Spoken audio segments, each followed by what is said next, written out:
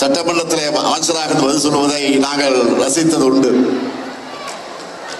பல பேரை நாங்கள் ஏமாற்றியது உண்டு. ஆனால் பெஞ்சமினை ஏமாற்ற முடியாது. அவ்வளவு தெளிவாக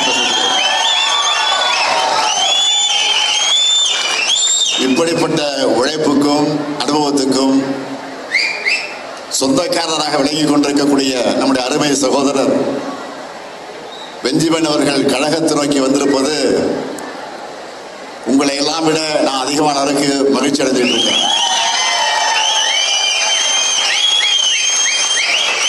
அவர் மட்டுமல்ல, அவரோடு சேர்ந்து இன்று அவர் ஏற்கனவே அண்ணா அறிவாலயத்தில் வந்து முறையோடு உறுப்பினர் பதிவு செஞ்சு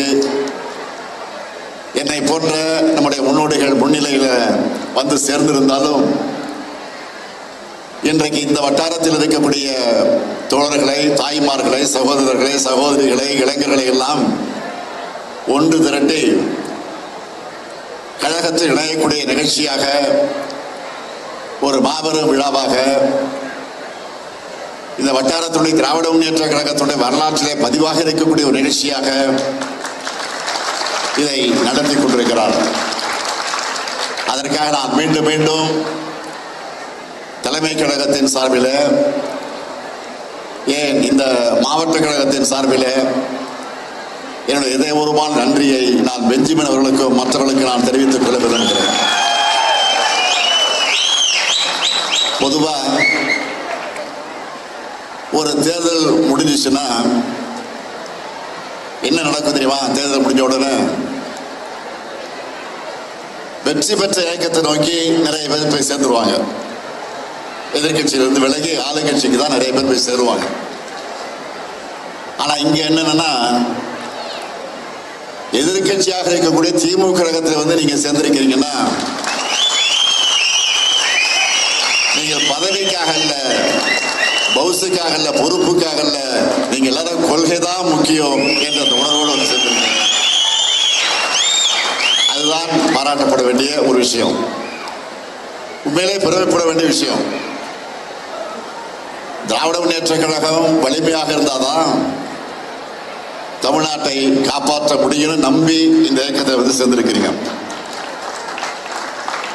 கடந்த 5 வருஷமா எந்த துறை எடுத்து பார்த்தாலும் இதுவரை தமிழகம் கண்டிராத வளர்ச்சியை நம்முடைய தமிழ்நாடு பார்த்துச்சு. இந்தியாவிலே 2வது பெரிய பொருளாதாரம் கொண்ட மாநிலமா தமிழ்நாட்டை நாம உயர்த்தணும். தினமும் ஒரு திட்டம் அப்படின்னு சொல்லத்தக்க வகையில திட்டங்களை உருவாக்கணும். எல்லா தரப்பு மக்களையும் நாம கவரக்கூடிய வகையில திட்டங்களை தீட்டோம். திட்டங்களும் மக்கள் போய் சேர்ந்துச்சு. நம்ம ஆட்சி மேல இருந்த நம்பிக்கையில தான் தமிழ்நாட்டை நோக்கி பல்வேறு மாநிலங்களிலிருந்து, பல்வேறு நாடுகளிலிருந்து, உலக அளவில் மிகப்பெரிய நிறுவனங்கள் எல்லாம் வந்துச்சு, நமக்கு வந்து சேர்ந்துச்சு. தொழில் தொடங்கினாங்க.